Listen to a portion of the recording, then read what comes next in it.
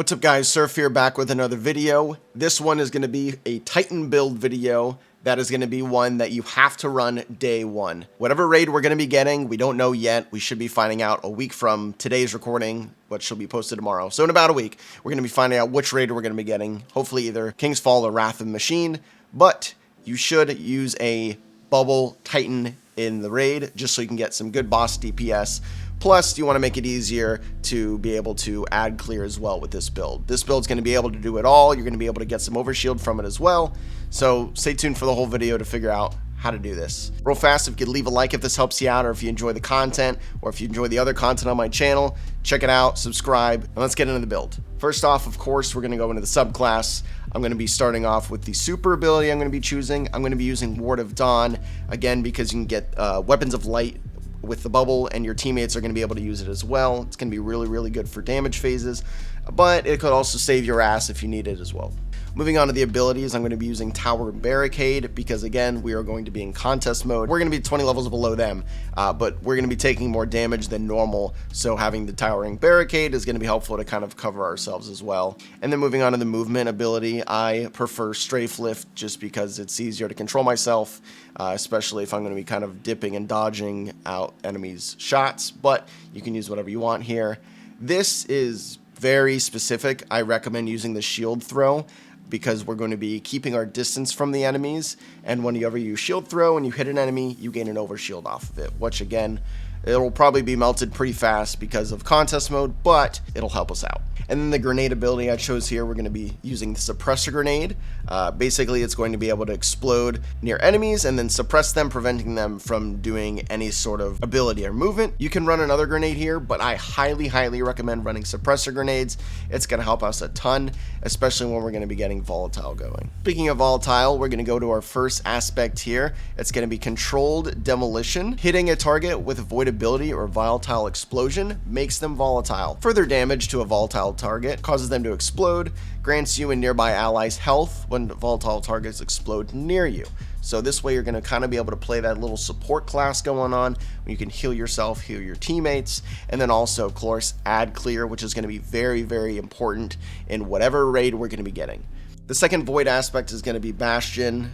Cast your super to grant overshield to nearby allies, and then of course casting your barricade grants overshield to yourself and nearby allies, and it empowers it, enabling it slowly regenerating overshield of allies bunkering behind it and extend their overshield duration. So again, you're going to kind of play this support role of being able to grant overshields to yourself and allies, which is going to be very helpful in the raid. We're going to be going into our fragments. We're getting 3 this time.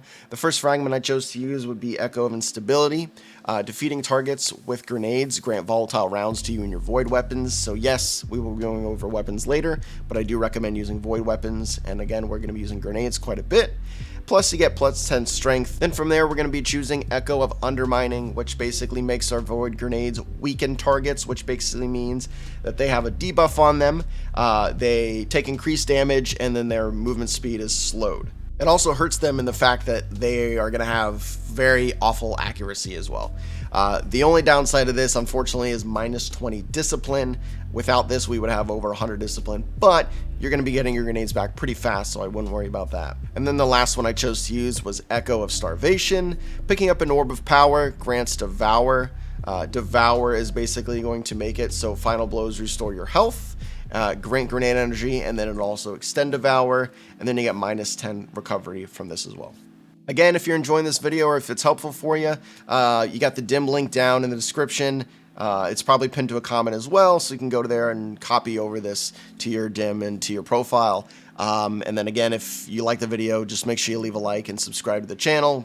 Tons of Destiny content already, tons more coming, so stay tuned for that. But let's get into the stats that I recommend here. I'm always going to recommend, at least for the moment, I'm always going to recommend the 100 resilience because the 40% damage reduction. But the other one I'm going to recommend would be discipline. As high discipline as possible so you can get those grenades up. Your grenades here are going to be really important to your whole add clear portion of this build. And then mine armor is not really great for this build, but if you have a third one, definitely go for strength, so you can get your melee ability back. That way you can keep throwing your shields, and then that way you'll get overshield as much as possible. Moving on to the armor and the mods that I chose to use on each piece. We're going to start off with the helmet, of course. Everybody's mods are going to be maybe a little bit different depending on their stats, but I chose to use a +5 resilience mod to max out my resilience to 100 for the 40% damage reduction. And then from there, I chose to use 2 void siphons. Rapid void weapon final blows create an orb of power. An orb of power is basically going to be able to help us stay alive and regen abilities later on with the other mods we're going to be using.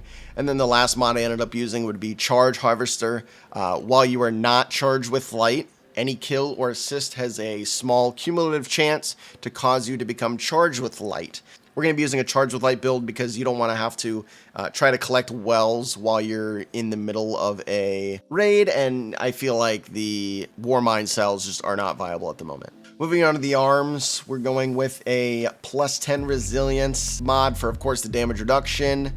I use momentum transfer here. Causing damage with your grenades reduces your melee cooldown. This may be changed out. Again, you're using 3 for this and 3 for the one before it. So you're using a total of 6 here already.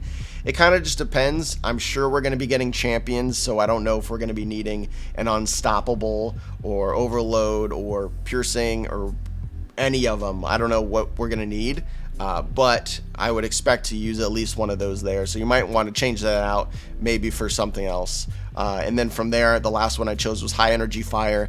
While charged with light, gain a bonus to weapon damage. Each defeated combatant consumes 1 stack. Depending on what we're trying to do here, I might change this one out for Powerful Friends. And the only reason I say that is because I'm going to be getting charged with light a lot. I'm going to be able to help my friends get charged with light as well.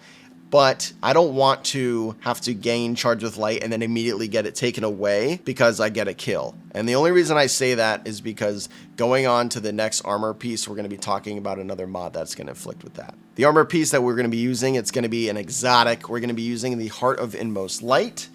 The armor perk is going to be Overflowing Light.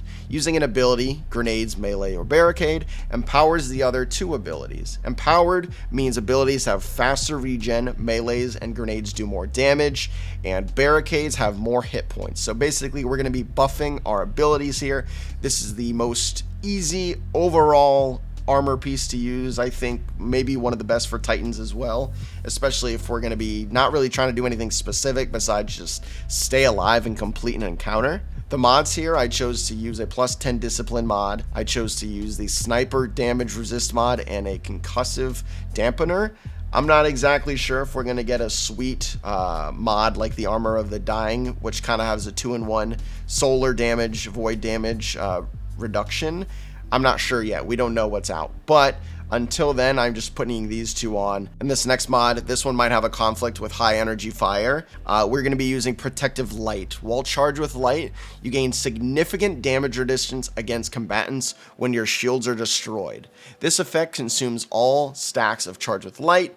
The more stacks consumed, the longer damage resistance lasts. This is basically going to be able to save your ass as well if you're going to be taking damage a lot.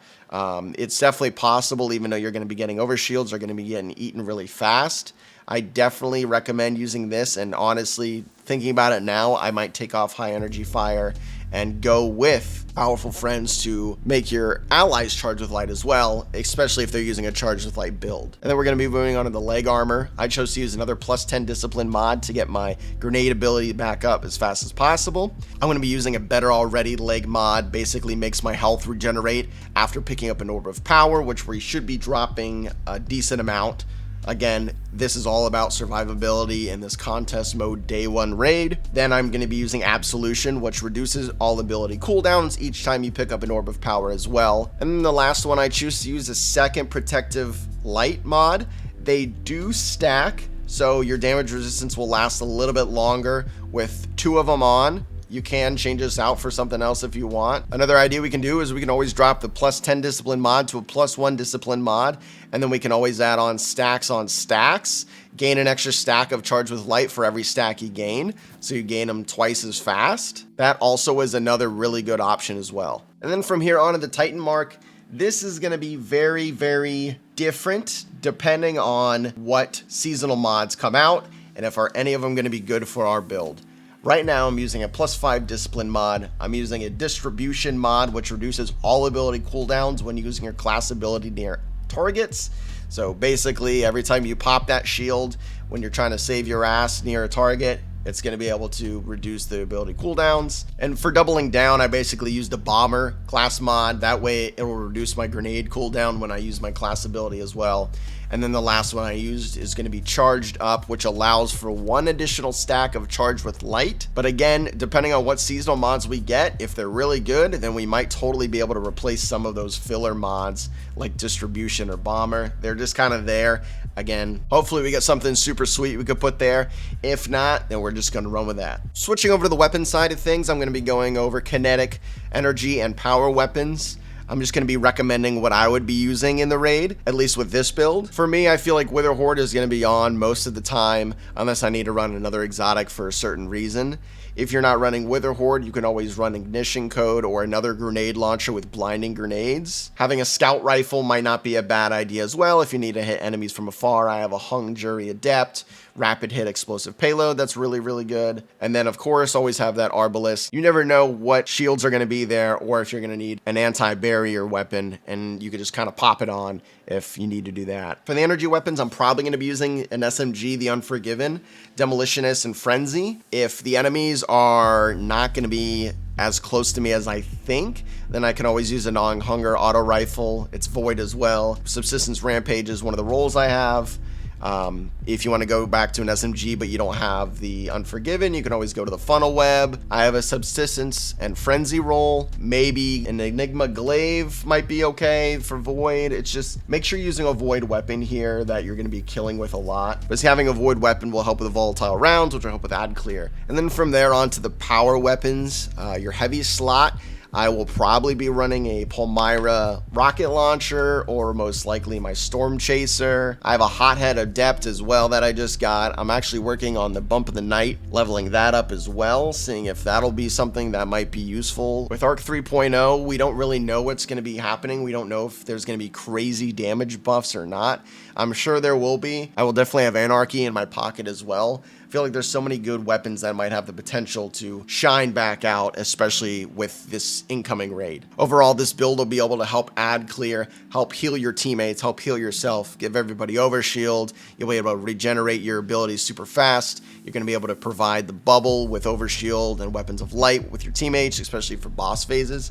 This is probably going to be the one that I'm going to be running just because it helps out myself and my team so much. And raids are a team thing. You got to help out your homies. Hope you found this video enjoyable or helpful, or hopefully you liked it. If you did, make sure you leave a like on the video. It helps me out a ton. Make sure you hit the subscribe button to check out more of my content. We got a lot more coming, of course, with this new Destiny season on its way. We still got some fire builds on the channel now, so go out and check them out. And with that being said, good luck everybody on the raid, and I'll catch you in the next one. Peace.